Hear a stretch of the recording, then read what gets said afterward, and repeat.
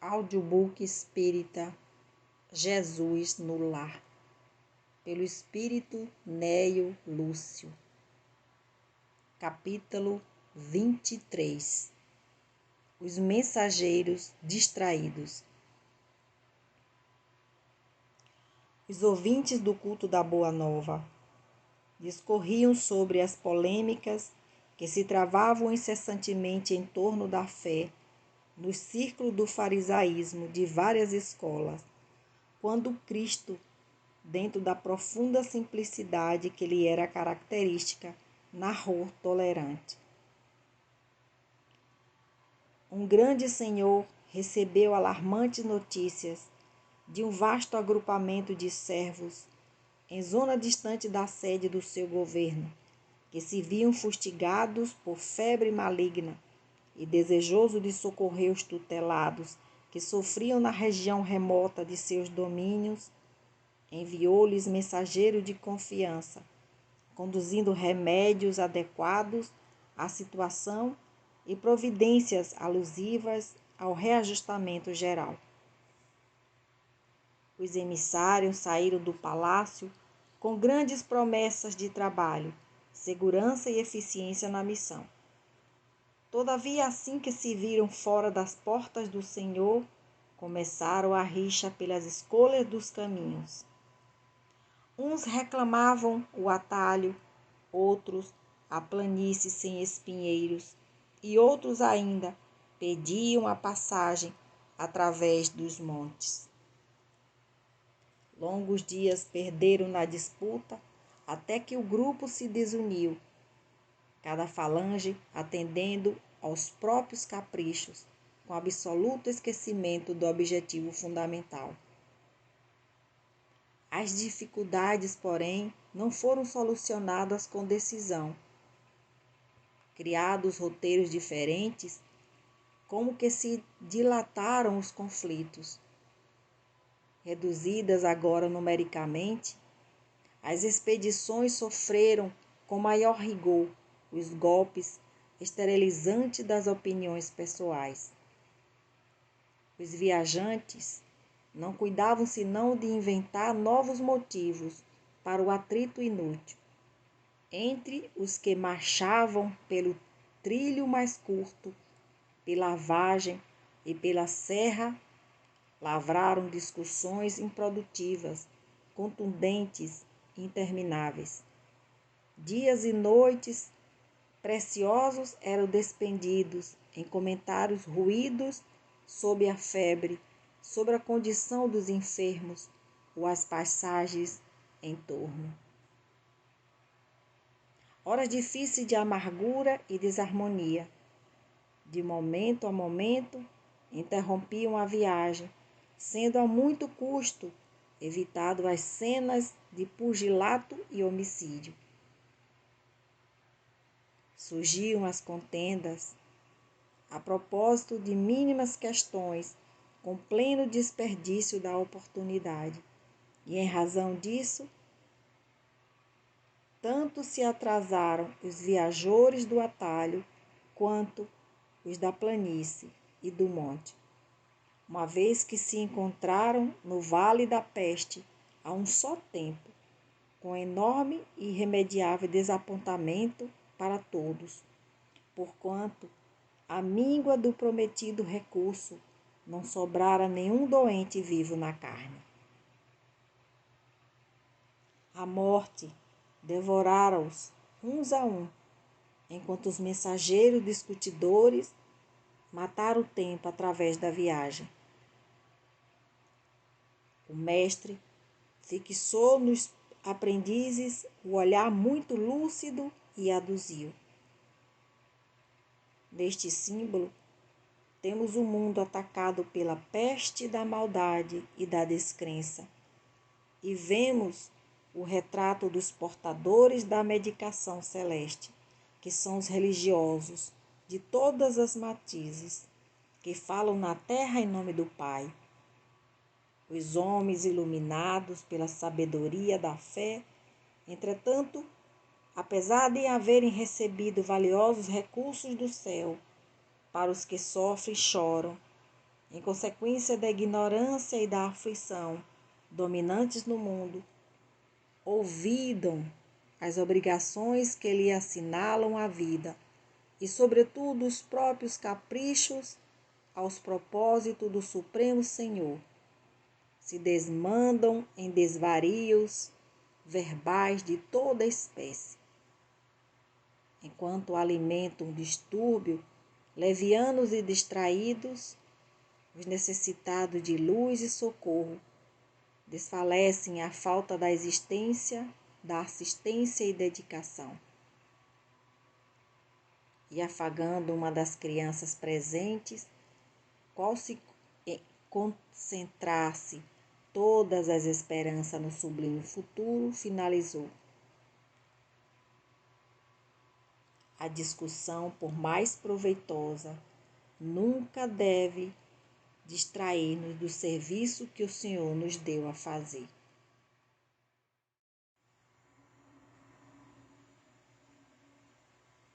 Capítulo 24. Os sinais da renovação. Ante a assembleia familiar, o mestre tomou a palavra e falou persuasivo. E quando o reino divino estiver às portas dos homens, a alma do mundo estará renovada. O mais poderoso não será o mais desapiedado, e sim o que mais ame. O vencedor não será aquele que guerrear o inimigo exterior até a morte em rios de sangue, mas o que combater a iniquidade e a ignorância dentro de si mesmo, até a extinção do mal, no círculo da própria natureza. O mais eloquente não será o dono do mais belo discurso, mas sim o que aliar as palavras santificantes aos próprios atos, elevando o padrão da vida, o lugar onde estiver. O mais nobre não será o detentor do maior número de títulos que lhe conferem a transitória dominação em propriedades efêmeras na terra, mas aquele que acumular mais intensamente os créditos do amor e da gratidão nos corações das mães e das crianças, dos velhos e dos enfermos, dos homens leais e honestos, operosos e dignos, humildes e generosos. O mais respeitável não será o dispensador de ouro e poder armado, e sim o de melhor coração. O mais santo não será o que isola em altares do supremo orgulho espiritual, evitando o contato dos que padecem, por temer a degradação e a imundície, mas sim aquele que descer da própria grandeza, estendendo mãos fraternas aos miseráveis e sofredores, elevando-lhes a alma dilacerada aos planos da alegria e do entendimento. O mais puro não será o que foge ao intercâmbio com os maus e criminosos confessos, mas aquele que se mergulha no lodo para salvar os irmãos decaídos sem contaminar-se. O mais sábio não será o possuidor de mais livros e teorias, mas justamente aquele que, embora saiba pouco, procura acender uma luz nas sombras que ainda envolvem o irmão mais próximo. O amigo divino pousou os olhos lúcidos na noite clara que resplandecia lá fora, em pleno coração da natureza, fez longo intervalo e acentuou. Nessa época sublime, os homens não se ausentarão do lar em combate aos próprios irmãos, por exigência de conquista ou pelo ódio de raça, em tempestades de lágrimas e sangue, porquanto estarão guerreando as trevas da ignorância, as chagas da enfermidade, as angústias da fome e as torturas morais de todos os matizes. Quando o arado substituiu o carro suntuoso dos triunfadores nas exibições públicas de grandeza coletiva, quando o livro edificante absorver o lugar da espada no espírito do povo, quando a bondade e a sabedoria presidirem as competições das criaturas, para que os bons sejam venerados. Quando o sacrifício pessoal, em proveito de todos, constituía a honra legítima da individualidade, a fim de que a paz e o amor não se percam dentro da vida. Então, uma nova humanidade estará no berço luminoso do divino reino. Nesse ponto, a palavra doce e soberana fez branda pausa, e lá fora, na tepidez da noite suave, as estrelas fulgentes cintilaram no alto, pareciam saudar. Essa era distante. Capítulo 25. A visita da verdade. Certa feita, disse o mestre que só a verdade fará livre o homem. E talvez porque ele não pudesse apreender de imediato a vastíssima extensão da afirmativa, perguntou-lhe Pedro no culto doméstico: Senhor, o que é a verdade? Jesus fixou no rosto enigmática expressão e respondeu: A verdade total é a luz divina total. Entretanto, o homem ainda está longe de suportar-lhe a sublime fulguração. Reparando, porém, que o pescador continuava faminto de esclarecimentos novos, o amigo celeste meditou alguns minutos e falou: Numa caverna escura, onde a claridade nunca surgira, demorava-se certo devoto, implorando o socorro divino. Declarava-se o mais infeliz dos homens, não obstante, em sua cegueira, sentisse o melhor de todos. Reclamava contra o ambiente fétido em que se achava. O ar empestado sufocava-o, dizia ele em gritos comoventes. Pedia uma porta libertadora que o conduzisse ao convívio do dia claro. Afirmava-se robusto, apto e aproveitável. Por que motivo era conservado ali naquele insulamento doloroso? Chorava e bradava, não ocultando aflições e exigências. Que razões o obrigavam a viver naquela atmosfera insuportável? Notando nosso pai que aquele filho formulava súplicas incessantes entre a revolta e a amargura, profundamente compadecido, enviou-lhe a fé. A sublime virtude exortou-o a confiar no futuro e a persistir na oração. O infeliz consolou-se de algum modo, mas a breve tempo voltou a lamuriar. Queria fugir ao monturo, e como se lhe aumentassem as lágrimas, o Todo-Poderoso mandou-lhe a esperança. A emissária afagou-lhe a fronte suarrenta e falou-lhe da eternidade da vida, buscando secar-lhe o pranto desesperado. Para isso, rogou-lhe calma, resignação, fortaleza.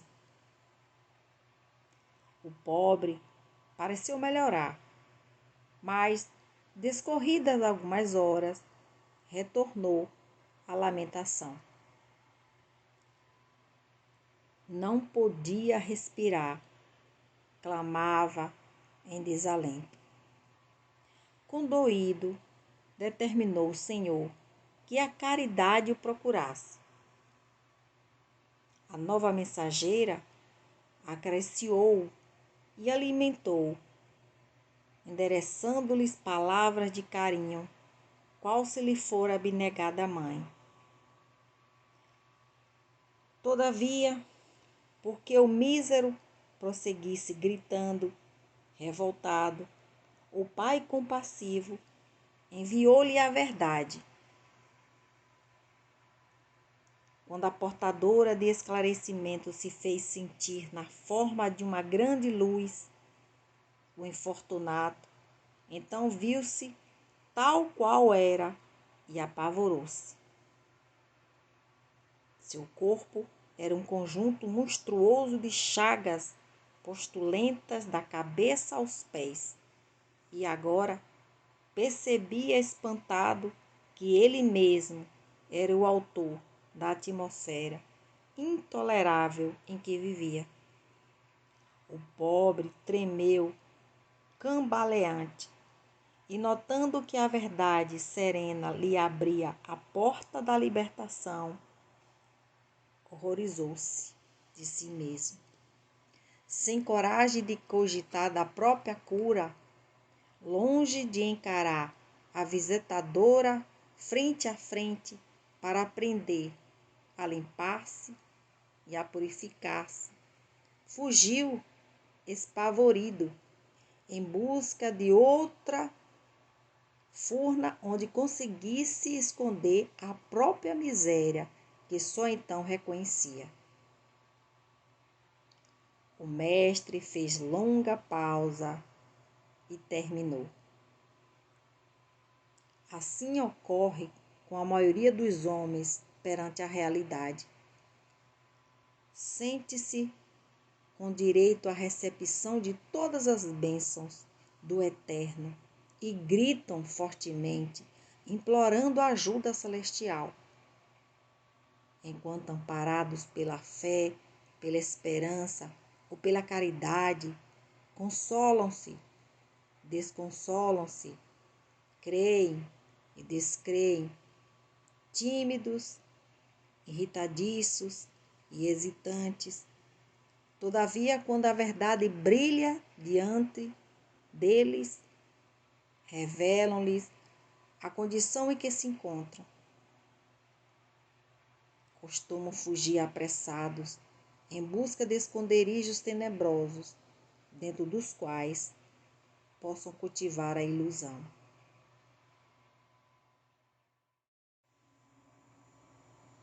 Capítulo 26. O valor do serviço. Filipe, velho pescador de Cafarnaum, elevado com as explanações de Jesus sobre um texto de Isaías, passou a comentar a diferença entre os justos e injustos, de maneira a destacar o valor da santidade na terra. O mestre ouviu calmamente e, talvez para prevenir os excessos de opinião, narrou com bondade. Certo fariseu, de vida irrepreensível, atingiu posição de imenso respeito público. Passava dias inteiros no templo, entre orações e jejum incessantes. Conhecia a lei como ninguém, desde Moisés aos últimos profetas. Decorara os mais importantes textos da revelação.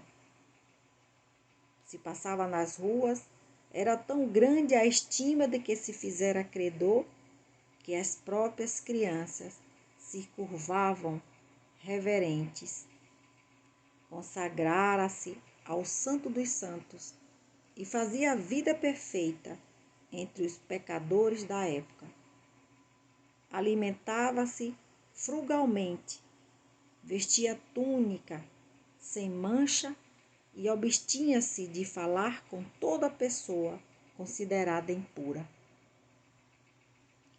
Acontece, todavia, que, havendo grande peste em cidade próxima de Jerusalém, um anjo do Senhor desceu, prestimoso, a socorrer necessitados e doentes em nome da divina providência. Necessitava, porém, das mãos diligentes de um homem por meio dos quais pudesse trabalhar apressado em benefício dos enfermos e sofredores. Lembrou-se de recorrer ao santo fariseu, conhecido na corte celeste por seus reiterados votos de perfeição espiritual.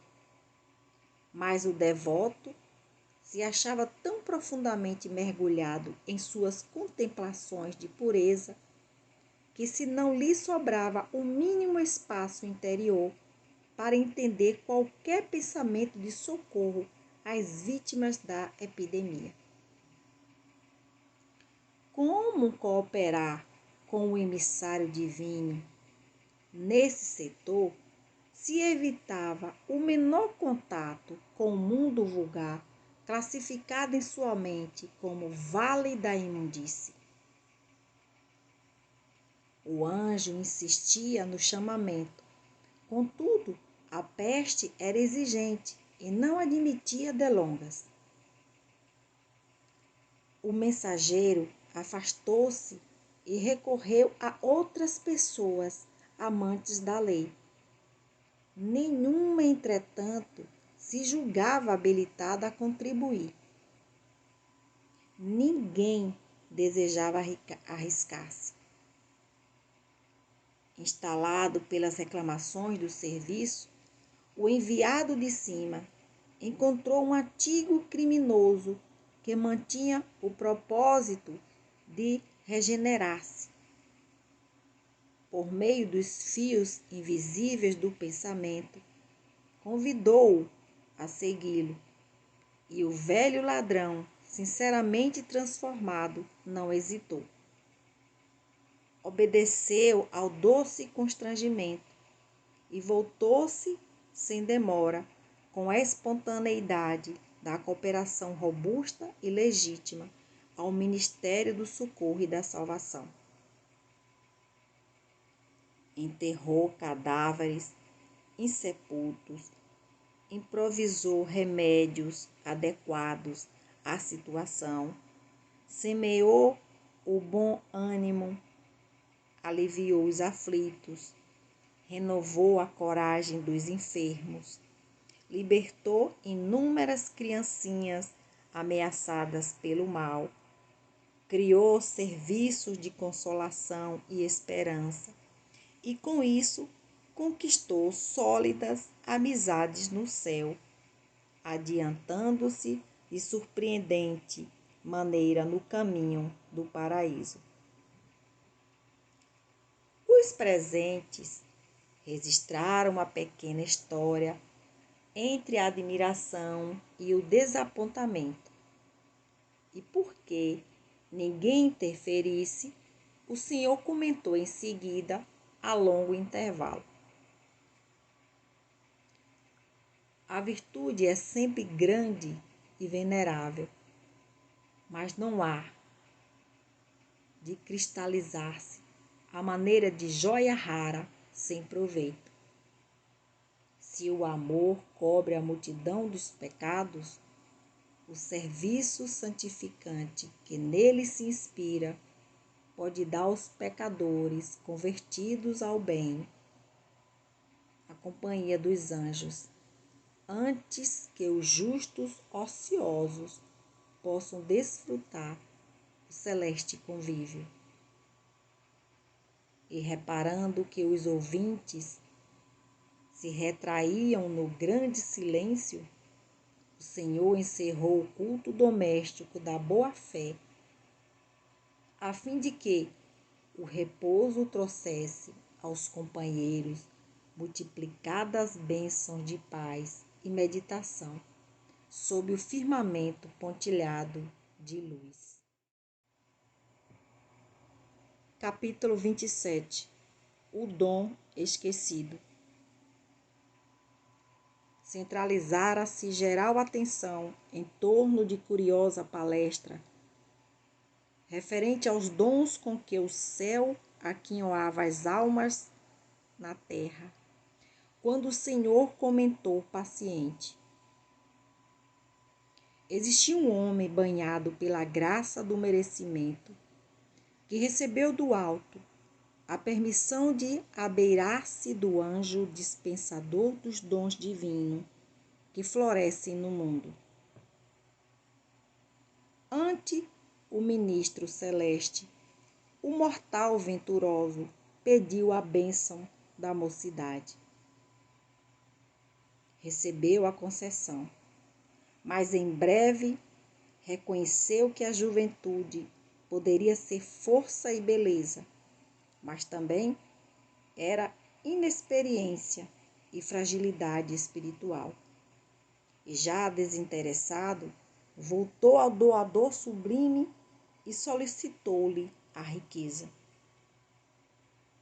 Conseguiu a abastança e gozou-a a longo tempo. Todavia reparou que a retenção de grandes patrimônios provocava a inveja maligna de muitos. Cansando-se na defesa laboriosa dos próprios bens, procurou o anjo e rogou-lhe a liberdade. Viu-se realmente livre. No entanto, foi defrontado por cruéis demônios invisíveis que lhe perturbaram a caminhada, enchendo-lhe a cabeça de inquietudes e tentações. Extenuado em face do permanente conflito interior em que vivia, retornou ao celeste dispensador e suplicou o poder. Entrou na posse da nova dádiva e revestiu-se de grande autoridade. Entendeu, porém, mais cedo do que esperava, que o mando gera ódio e revolta nos corações preguiçosos, incompreensíveis e atormentado pelos estiletes ocultos da indisciplina e da discórdia. Dirigiu-se ao benfeitor e implorou-lhe a inteligência.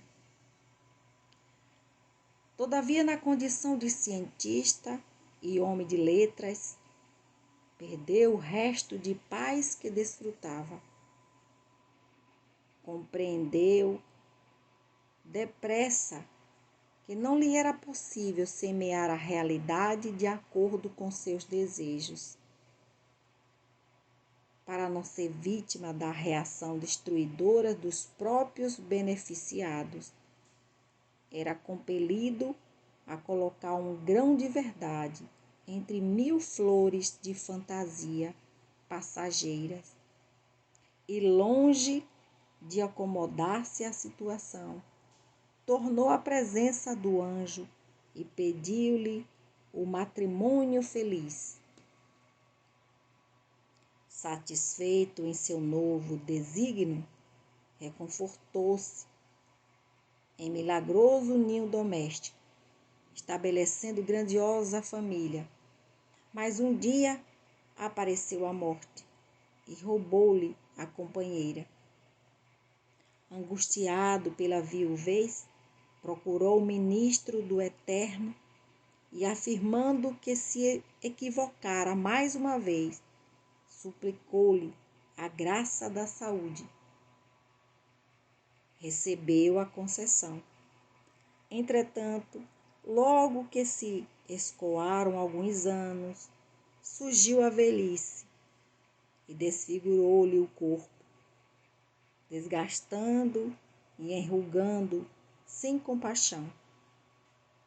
Atormentado e incapaz agora de ausentar-se de casa, o anjo amigo veio ao encontro dele e, abraçando o paternal, indagou que novo dom pretendia do alto. O infeliz declarou-se em falência. Que mais poderia pleitear?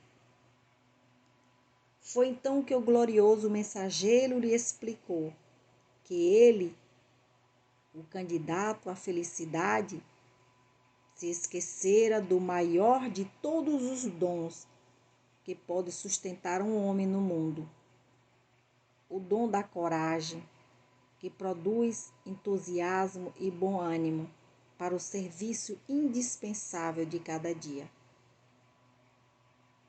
Jesus interrompeu-se por alguns minutos, depois, sorridente ante a pequena assembleia, rematou: Formosa é a mocidade, agradável é a fortuna, admirável é a liberdade, brilhante é o poder, respeitável é a inteligência, santo é o casamento venturoso, bendita é a saúde da carne. Mas se o homem não possui coragem para sobrepor-se aos bens e males da vida humana, a fim de aprender a consolidar-se no caminho para Deus, de pouca utilidade são os dons temporários na experiência transitória. E, tomando ao colo um dos meninos presentes, indicou-lhe o firmamento estrelado, como a dizer que somente no alto a felicidade perene das criaturas encontraria a verdadeira pátria.